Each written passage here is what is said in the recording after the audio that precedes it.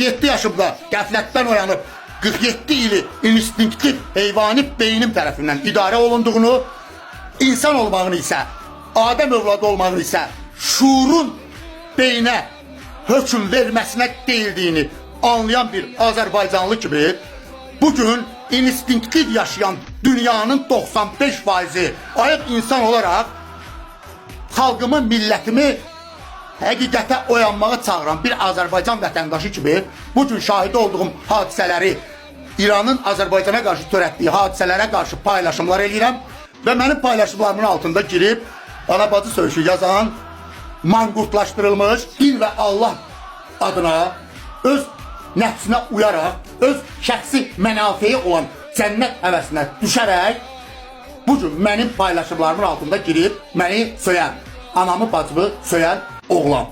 Mən sənə üzümü tutub deyirəm.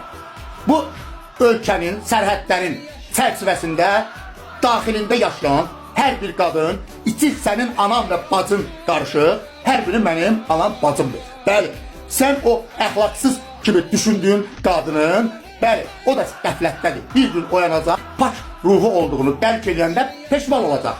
Bəli, qəbulumdur. Qoy o əxlaqsız olsun, mənə ana bacı olsun. Amma səni kimi vətənin, xalqın, millətin, öz anasın, bacısın, öz bu vətənin içində bütün dəyərləri ilə bir də qoyub, satır, öz uydurma cənnət həvəsinə düşüb bu xalqa xəyanət eləyənlərdən olmasın. Bəli, bu dünyada biz insan olarak, qəbilə olarak yaşamışıq. Biz qəbilə olmuşuq. Biz bir həyat yolu keçmişik. Sıx, bağlı bir qəbilə.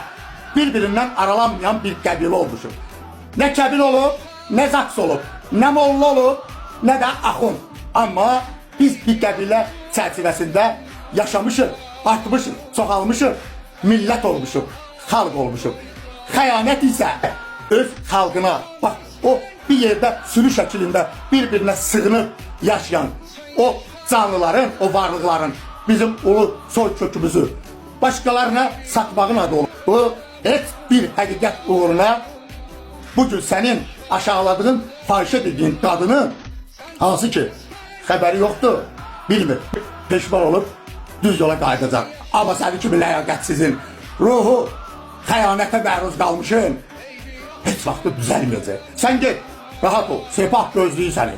Sənin anadını da, bacını da, bu ölkənin bu sərhədləri çərçivəsində yaşayan hər bir qadını, qızın qeyrətini çəkən oğlanlar var burada. Sən get, sən bizə lazım deyilsən. Bizə xainlər lazımdır. Bizə öz nəfsinin uzbatından öz elini, obasını, xalqını söyüb təhqir edənlər lazımdır. Get, bəli. Sen çalışsan, sen yaşa,